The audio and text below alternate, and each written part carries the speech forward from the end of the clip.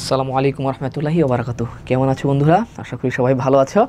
তো আজকে আমরা যে বিষয়টা দেখব সেটা হচ্ছে তরঙ্গ, ঠিক আছে, বা ওয়েভ।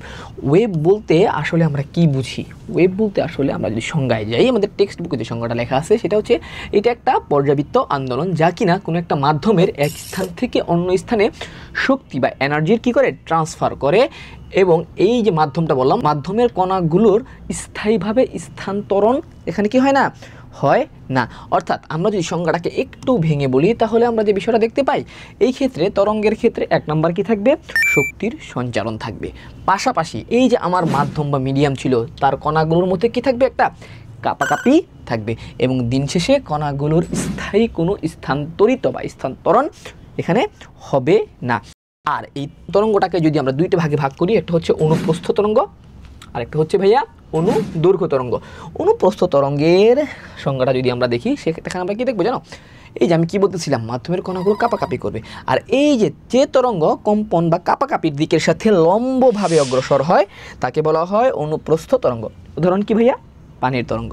আবার যে তরঙ্গ কি হয়, কম্পনের দিকের সাথে সমান্তরালভাবে অগ্রসর হয়, অর্থাৎ অনুপরমাণু যেদিকে কাঁপতে থাকে তার সমান্তরালে যে তরঙ্গ কি করে, আগাইতে থাকে, সেটাকে আমরা কি বলতেছি, অনুদৈর্ঘ্য তরঙ্গ। আচ্ছা, এটা দেখলো আমাদের টেক্সট বুকের অবস্থা।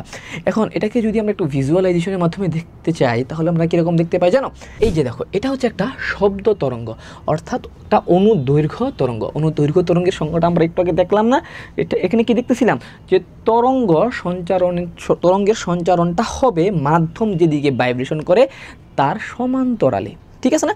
এই দেখো, এই যে এখানে দেখো আমাদের ওয়েভ ফ্রন্ট দেখাইতেছে, এই যে আমার তরঙ্গটা সঞ্চারিত হচ্ছে আমার অরেঞ্জ কালারের দিকে, সামনের দিকে আমার তরঙ্গটা কি হচ্ছে, সঞ্চারিত হচ্ছে। আর পার্টিকেলগুলোর ভাইব্রেশনটা কোন দিকে হচ্ছে, দেখো তো, এই যে এখানে একটা ছোট্ট তোমার ব্লু কালারের পার্টিকেল দেখতেছো না, ও কিন্তু শুধু কাপাকাপি করতেছে তরঙ্গের দিকের সাথে, সামনের দিকে এবং পেছনের দিকে, সামনের দিকে এবং পেছনের দিকে। এবং আমরা যদি ওর ভাইব্রেশনের দিকটা বা ডিরেকশনটা দেখি তাহলে আমরা কি দেখতে পাবো জানো, এটা হচ্ছে তোমার শক্তির সঞ্চারণ বা তরঙ্গের সঞ্চারণের একদম বরাবর বা সমান্তরাল, ঠিক আছে। ধরো আমরা যদি এটাকে একটা স্পেসিফিক্যালি দেখতে চাই তাহলে আমরা কি দেখতে পাই জানো, এই ক্ষেত্রে একটা আমরা সঞ্চারণ প্রসারণও কিন্তু আমরা দেখতে পারি।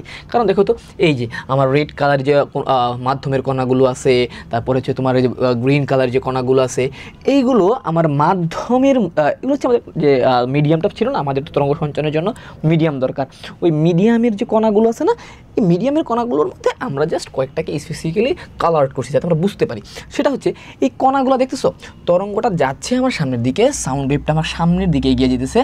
আর এই ক্ষেত্রে আমার কণাগুলো স্থায়ীভাবে কি হইতেছে না, স্থানান্তরিত হচ্ছে না। যেমন আমার এই গ্রিন যে কণাগুলো আছে, পার্টিকেলগুলো আছে, ও কি একদম বের হয়ে যেতেছে, সামনের দিকে আগাচ্ছে না, কিন্তু ও একবার সামনে যাচ্ছে, পিছনে যাচ্ছে। অর্থাৎ তার মধ্যে যে কম্পনটা আছে সেটা জাস্ট সংকোচন এবং প্রসারণের মাধ্যমেই সীমাবদ্ধ আছে।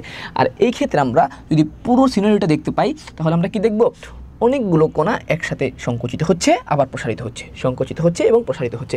এবং তাদের যে ভাইব্রেশনটা সেটা হচ্ছে আমাদের কম্পন আগানোর দিকের সাথে কি ভাইয়া, একদম প্যারালাল বা সমান্তরাল, ঠিক আছে। এবার যদি আমরা অনুপ্রস্থ তরঙ্গ অথবা ট্রান্সভার্স ওয়েভটা দেখি, যেটা হচ্ছে কি আমাদের এক্স্যাক্টলি পানির মধ্যে যে তরঙ্গটা থাকে, ঠিক আছে, ওই ক্ষেত্রে যদি আমরা দেখি তাহলে আমরা কি দেখবো জানো, তরঙ্গের ফ্লোটা হচ্ছে আমার এখানে বাম দিক থেকে ডান দিকে, হ্যাঁ, আমরা সহজেই বুঝতে পারতেছি। আর এই ক্ষেত্রে আমাদের যে পার্টিকেলের যে মুভমেন্টটা সেটা যদি আমরা একটু বুঝতে চাই, দেখো এখানে অনেকগুলো পার্টিকেল মাধ্যমের মধ্যে জাস্ট সেপারেটলি আমাদের বোঝার জন্য দেওয়া আছে, হ্যাঁ।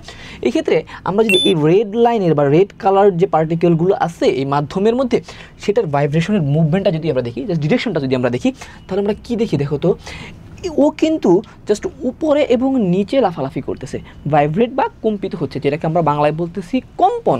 এই কম্পনের দিকটা দেখতেছো উপরে এবং নিচে। কিন্তু আমি যদি তরঙ্গের ফ্লোটা বা এনার্জি ট্রান্সফারটা যদি দেখতে চাই তাহলে আমরা সহজেই বুঝতে পারতেছি কি, আমার এই ফ্লোটা বাম থেকে ডানের দিকে এইভাবে এগিয়ে যাইতেছে, ঠিক আছে না। অর্থাৎ এনার্জি ফ্লোটা হচ্ছে আমার বাম থেকে ডানের দিকে, কিন্তু এই ডিরেকশনের সাথে আমার ভাইব্রেশনের যে দিকটা, অর্থাৎ এই পার্টিকেলের এই ভাইব্রেশনের দিকটা কীরকম দেখো তো ভাইয়া, সেটা হচ্ছে উপরে এবং নিচে, তাই না।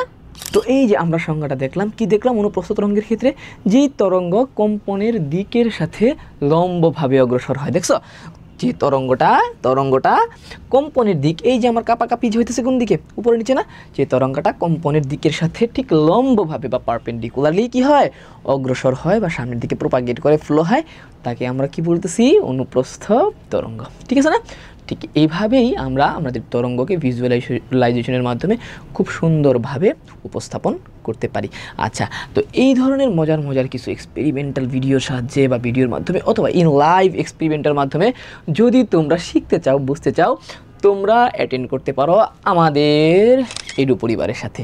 ঠিক আছে, আমাদের এখানে একাডেমিক কোর্সের সাথে তোমরা এইরকম প্রায় প্রত্যেকটা সাবজেক্টের সায়েন্স বলো অথবা কমার্স বলো অথবা যে কোনো সাবজেক্টে কী করতে পারবা, লেকচার শিট, ফ্রি ক্লাস সহ সব ধরনের একাডেমিক সুবিধা কিন্তু পেয়ে যাবা। তো ইনশাল্লাহ আমাদের দেখা হবে লাইভ ক্লাসে, একাডেমিক ক্লাসে এবং কিছু ফ্রি ক্লাসে। সে পর্যন্ত ভালো থাকো, সবাইকে ধন্যবাদ। আসসালামু আলাইকুম ওয়া রাহমাতুল্লাহি ওয়া বারাকাতুহু।